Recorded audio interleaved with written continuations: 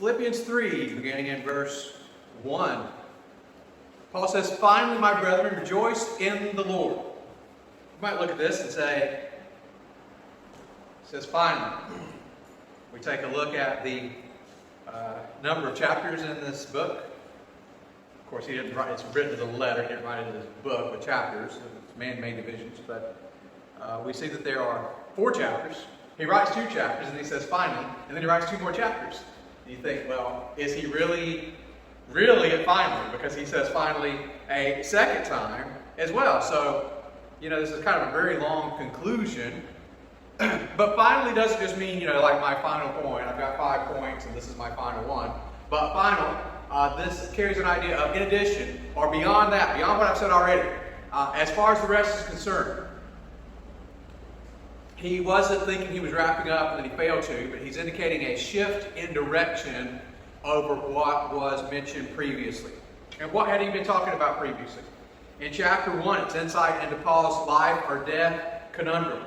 I don't know whether to me to live is Christ and die is gain. I don't know whether I'll be executed or if I'll be set free. And he spends a lot of time talking about that. Chapter 2, he encourages these Philippians to be of one mind and encourages them to be of the mind of Christ and gives a little discourse on Christ. And then he takes time to talk about sending Timothy. And then he's talking about, I'm going to send Epaphroditus back. So he's shifting gears from that whole talk of Timothy and Epaphroditus, and he's getting back into more doctrinal issues here. He comes with a warning against false teachers who will enslave Christians again to the Jewish law. That's the entire context of this message, and this is where he comes. The warning is in verse 2.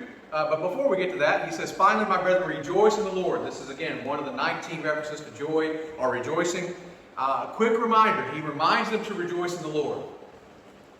Why does he say that as many times as he does? You can just look, for me, it's right across the page in chapter 4, verse 4. "Rejoice in the Lord always," and again I say rejoice. He said it again. He tells them to rejoice in the Lord many times. I guess I should have said rejoice in the Lord out of our hymns for tonight. But he's reminding them that. Well, why do you remind them of that? Because we need to be reminded of that. We need to be reminded to rejoice in the Lord, because there are times that we don't feel like rejoicing, but if we will rejoice in the Lord, you know what? We will feel like rejoicing in the Lord once we rejoice in the Lord. So this is what he's telling them there. The joy of the Lord is your strength, Nehemiah 8:10 tells us. Psalm 28:7 says, "The Lord is my strength and my shield. My heart trusts in him, and he helps me. My heart leaps for joy, and with my song I praise him." Again, the praising, the rejoicing about what the Lord has done for you will lift your spirits, and we can all use our spirits lifted. Paul says in verse 1 to continue, "To write the same things to you, to me indeed is not grievous, but for you it is safe." Paul has written or spoken these things to the Philippians before, but he is not, in the word there it says, it's not grievous for me. The idea there is he's not troubled to tell them again. Sometimes as parents we become very frustrated with our children because we told them something one time, and why should we have to tell them again? We told you this one time. Why should we ever need to remind you of it again? Well, because they, like us, are human, and they need to be reminded more than one time of something. And so Paul's saying here, he's saying, look, I'm going to tell you something I've told you before, and I'll tell you again. I'll tell you in the future even if you need me to. And I'm not reluctant to do it, and I am not troubled to do it. It's a part of my duty as a spiritual guide to you. So even as parents, we have a duty, as much as we like it or don't like it, to repeat some things sometimes without flying off the handle. If I've told you once, I've told you many times. Just tell them again, and let's create peace. And it says, for the purpose, but for you it is safe.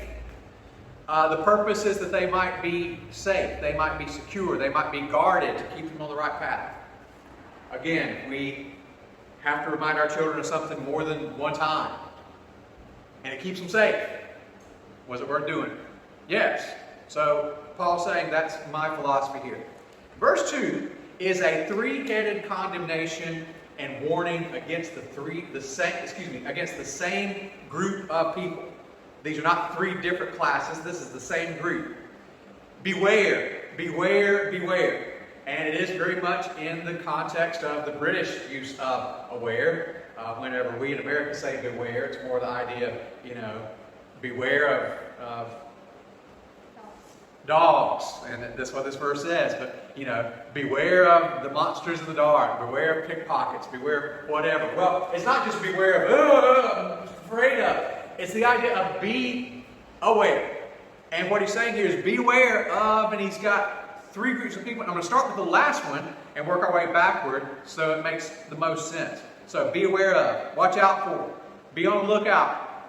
The present tense there of beware indicates to continue to be aware, as if it were something they were already doing and they need to keep being aware into the future. And who or what is the danger? It says dogs, evil workers, concision. We're going to start with the last and work our way forward. Concision there. Specifically, the word as it is used means mutilation, cutting in pieces. It is a harsh reference to Judaizers who taught that circumcision was necessary for salvation. Now, he didn't use the word beware of the circumcision. He used the word concision, just someone that's just about hacking up, cutting flesh, and just destroying and mutilating. Well, that would be highly offensive for the Judaizers to be called concision, those who are just mutilators. The book of Galatians stands as a warning against this group. The entire book of Galatians is that. We preached through Galatians last year and warned against those who would try to drag Christians back into Judaism or tell Christians, oh, okay, you trust the Lord, but now to really, really be saved, you've got to also keep the law. Now, go back up one. Evil workers. The word evil there means, well, you know what evil means, but I'm going to give you a little more insight into that. The word that's used there is foul, rotten, poison. These are sources of inner malice. When do you know that an apple is bad? Well, you know it's bad when you see a bad spot on it, right? Is it bad before you see a bad spot in it? Sure is. It's bad because it's bad on the inside and it takes time to work out.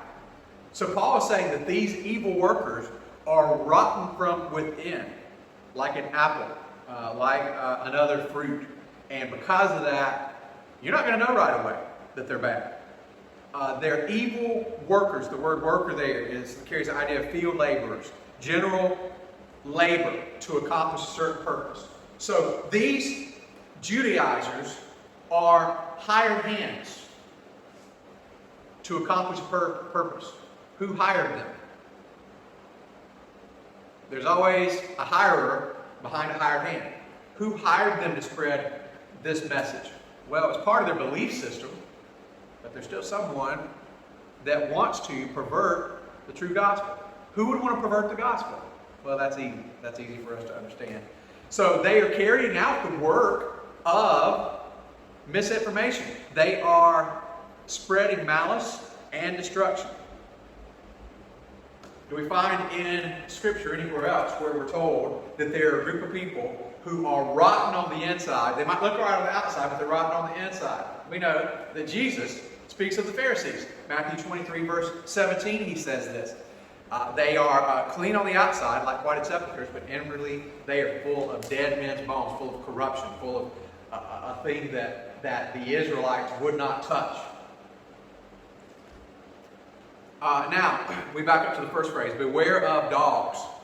And in the Greek, actually the definite pronoun is there. So not just beware of dogs roaming the earth, but beware of the dogs. Who are the dogs? And what is meant there? Well, whenever we mention dogs now, we ask people, hi, do you have a dog?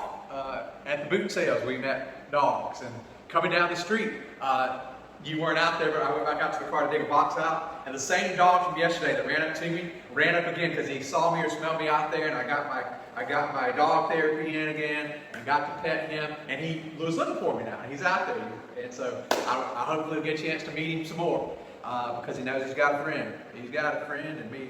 And so he comes out there and, oh, I love your dog. Oh, it's a beautiful dog, and so forth. But people in the first century would not talk about dogs in a pleasant way. If they said, hey, do you have a dog? They were asking, do you have a pest? Do you have a scavenger who's out here? Because dogs meant this. It was not a friendly thing to call somebody a dog. Oh, you sly old dog. A dog was meant as, in the first century, dogs were vicious, filthy, roaming, mangy scavengers. They were not domesticated, man's best friend kind of animals. And this described the character and nature of these bands of false teachers. Again, scavenging, roaming. When we think about the book of Acts, you may remember that as Paul and Barnabas set out, and then later Paul and Silas set out, that they would come to preach in one town. And that band of Jews would follow them in and stir up trouble, so that Paul and Barnabas would have to leave and go to another town. They would leave, get to the next town. The same band of Jews would follow them around. Again, trying to spread the doctrine of Judaism and trying to disrupt the preaching of the gospel. They were dogs. They were exactly what Paul called them here. Jesus said the same thing in Matthew 23:15, just 2 verses earlier than the one that we talked about earlier. Woe unto you, scribes and Pharisees, hypocrites! For you compass sea and land to make one proselyte, and when he is made, you make him twofold more the child of hell than yourselves. So they were actively going out and proselyting and would travel and were marauding about like bands of scavenging dogs. The Judaizers who were called this term would take particular offense if they read Paul's letter or heard him say this, because they themselves referred to Gentiles as dogs. And what Paul is saying here, the Jews would use that phrase of Gentiles to emphasize their uncleanness. And Paul is saying the same thing back about, oh, you calling them unclean? Let me tell you who the real unclean dogs are. You're the dogs. Well, that would not sit very well. And again, it was ultimately groups like this that traveled about causing Paul trouble, that got him in prison, that caused him to appeal to Caesar, that would eventually cost his life. Oh yeah, the idol worshippers caused Paul some grief. Demon-possessed people caused Paul some grief, but there's these Judaizers who was probably Paul's biggest thorn in the side. Not the thorn in the flesh in 2 Corinthians 12, but the thorn in the side. So that's who Paul is speaking of in verse 2. It's one group of people, just mentioned 3 ways. Verse 3, for we are the circumcision. He doesn't use the word concision here. He says, we are the circumcision, which worship God in the Spirit, and rejoice in Christ Jesus, and have no confidence in the flesh. Paul saying, those guys are the ones who are preaching, you must be circumcised to be saved. You must follow through with all the law in order to be saved or to remain saved. And Paul's saying, you guys practice a cutting, a concision, but we're the circumcision. Who? We, being the true children of God, who are in a covenant relationship with Him. Not you, but us. And what are the 3 characteristics we see of them? First of all, they worship the Spirit. They worship in the Spirit. Look, keep your place there and go to Isaiah 1. I want to look at a passage here that I think is very important to help us understand these phrases. In Isaiah 1,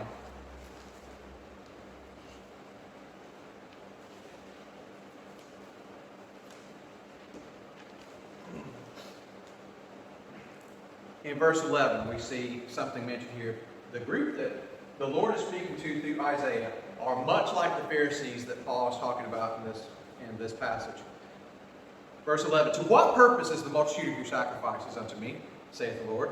I am full of the burnt offerings of rams and the fat of fed beasts, and I delight not in the blood of bullocks, or of lambs, or of he-goats. You might think, wait, didn't God set up this whole system and ask for sacrifice? What God's saying is, I got more sacrifice than I want. There's something that I want more than sacrifice, and we'll get to it. When you come to appear before me, who hath required this at your hand? To tread my courts. Bring no more vain oblations. Stop with the empty sacrifices. You are going through the motions to kill another animal, and you think that's causing you to be right with me. Incense is an abomination to me. The new moons and Sabbaths, the calling of assemblies, I cannot away with it. It is iniquity. Even the solemn meeting, your new moons and your appointed feast, my soul hated. They are a trouble unto me. I am weary to bear them. The whole system that you guys have been running, you've got 7 feasts a year, and you have these high and holy days, and I'm just tired of it all. Not because God has changed his mind about wanting them to sacrifice and wanting them to fulfill his word, but there's something bigger that they're missing out on. Verse 15, and when you spread forth your hands, I will hide mine eyes from you. Yea, when you make many prayers, I will not hear. Your hands are full of blood. Wash you, make you clean, put away the evil of your doings from before mine eyes. Cease to do evil, learn to do well, seek judgment, relieve the oppressed, judge the fatherless, plead for the widow. Stop with all the showy things and get down to the heart of the message, and that is, love me, obey me, be kind to each other, and help those less fortunate. That's Christianity in a nutshell. That is worship in the Spirit, not in acts of outward show. If we get back to that, we'd have a whole lot less to complain about. Just by simply doing the things that God really wants. It's like this. I know that the Lord wants us to have Lord's Supper. Because it says, as often as you do it in remembrance of me. Some do it every month. Some do it once a quarter. Some do it once a year. But I think it's good to have it. I've heard of churches do it once a week. They do it every Sunday. And you go through the whole procession, everything that's involved with it. I can't speak for God on this topic, but I guarantee you this. There's people that probably feel really good about having done those works of the flesh, but yet they treat their children, their spouse, or their neighbor like junk. Their employees. God says, I'd much rather you do get down to the heart of it. To worship in spirit. Not in the flesh, not in outward show, not in things that can be seen, but in spirit. We worship in the Spirit. And then the second thing is they rejoice in Jesus Christ. Jesus being the person who provides 100% of our salvation. Again, they're still of the mindset of, God, we're helping you save us. God, we know that you have the power to save us, but we're going to help you along. We're going to keep the law and help you. No, rejoicing in Jesus Christ. Not rejoicing in flesh, rejoicing in self, and not rejoicing in self, but rejoicing in Jesus Christ. And then the third thing that says there, having no confidence in the flesh. The idea there is that the works of the law cannot save. I just want to read for you a passage from Romans 8. It's just one verse, so there's no need to turn there. But in Romans 8, verse number 8, I normally have all these printed out, so forgive me for not being quite on my game. But Romans 8:8 says, so then they that are in the flesh cannot please God. And Paul is saying there, I have no confidence in the flesh. But we get to verse 4, talking about confidence in the flesh. It's how verse 3 ends. And he starts verse 4 by talking about confidence in the flesh. Though I might also have confidence in flesh. And of course, this is Saul of Tarsus speaking, and not so much Paul, an apostle, Paul, a servant of Jesus Christ. But Paul's speaking of his own life. He says, hey, if we want to compare resumes or CVs, let's do it.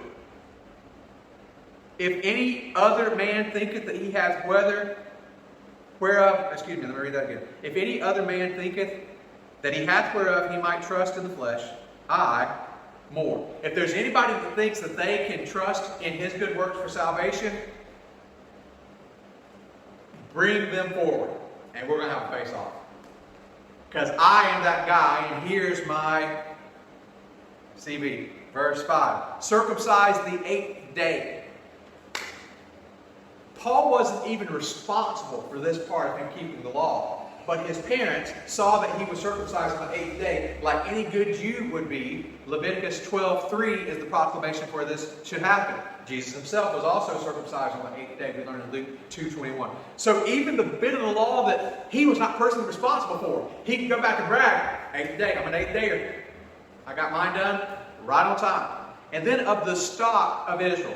Stock there, when I hear stock, I think of the stockyards. I think of cattle, a particular breed where you bring your high dollar cattle and bulls and everything for auction.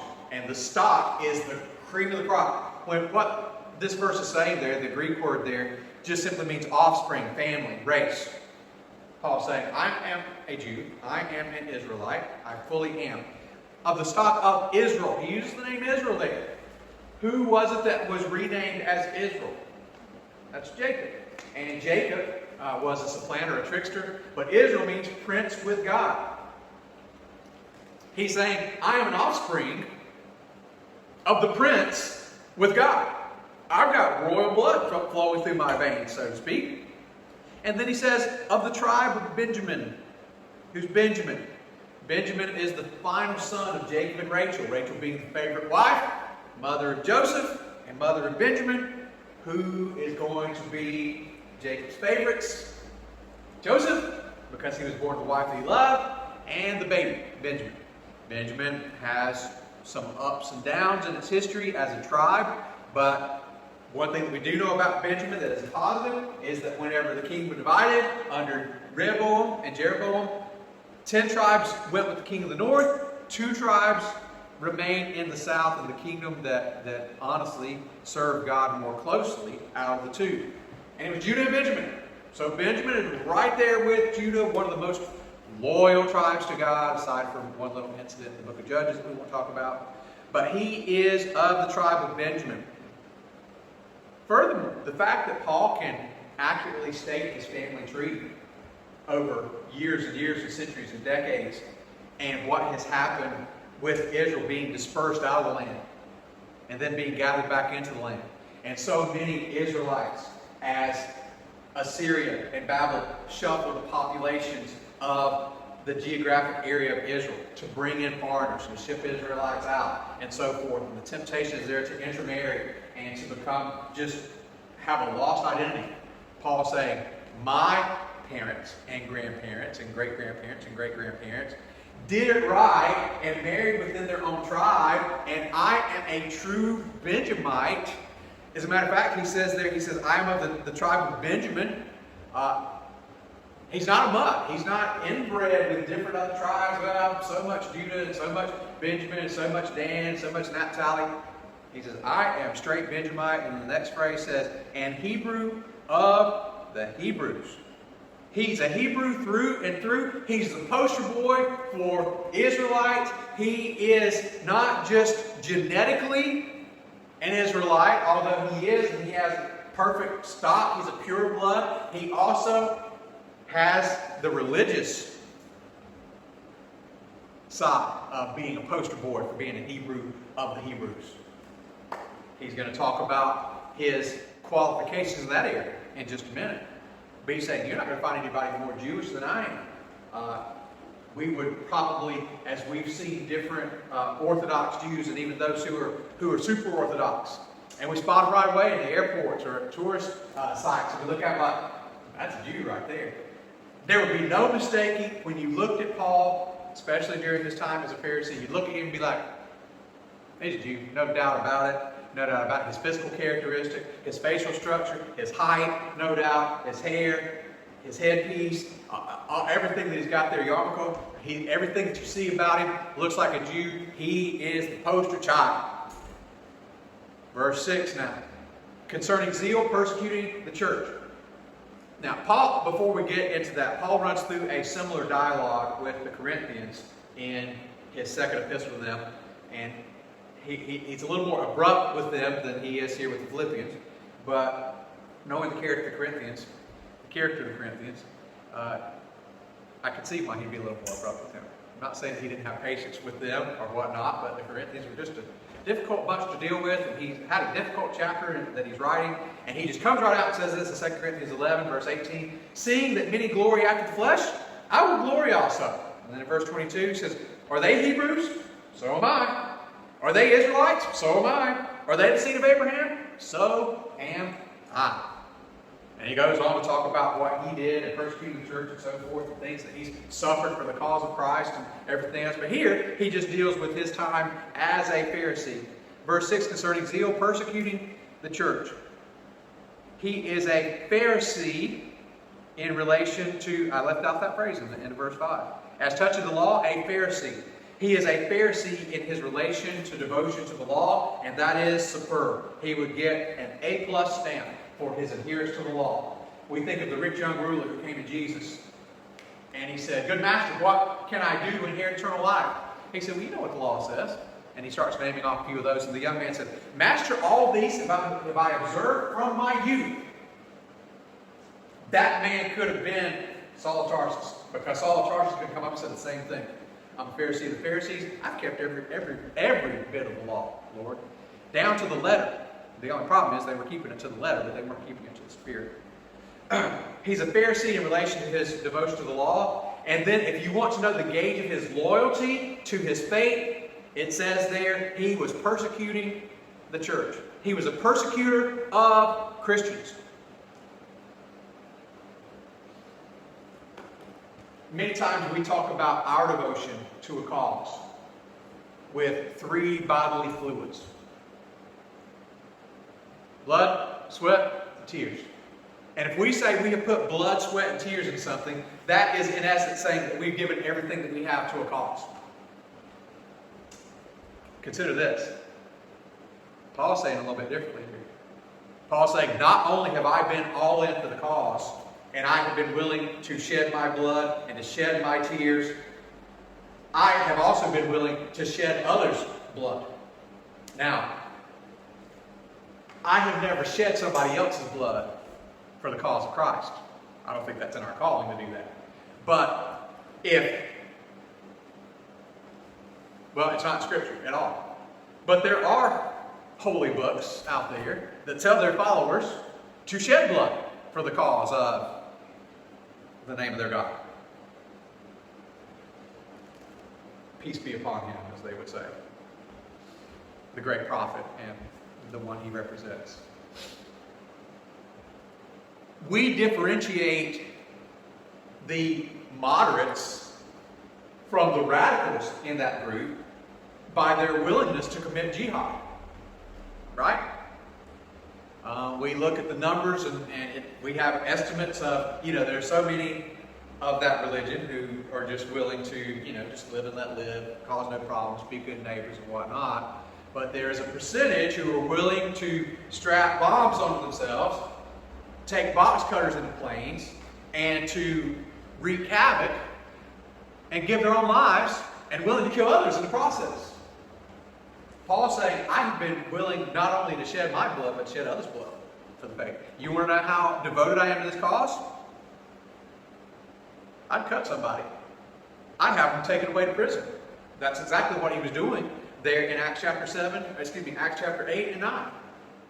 Hailing men and women, taking them off to prison, standing by while people like Stephen was getting stoned. He was all about it. That's how loyal he was, and that's how much devotion he had to Judaism. Next phrase, touching the righteousness which is in the law, blameless. All these things that he's mentioned would gain him high standing in the religious community that he now shunned and that shunned him. And what he says here in verse 7, but what things were gained to me, Saul of Tarsus, the Benjamite, the Pharisee, the Hebrew of the Hebrews, all those things that were gained to that man, the old man, I, Paul, an apostle, Paul, a servant of Lord Jesus Christ, I count loss for Christ.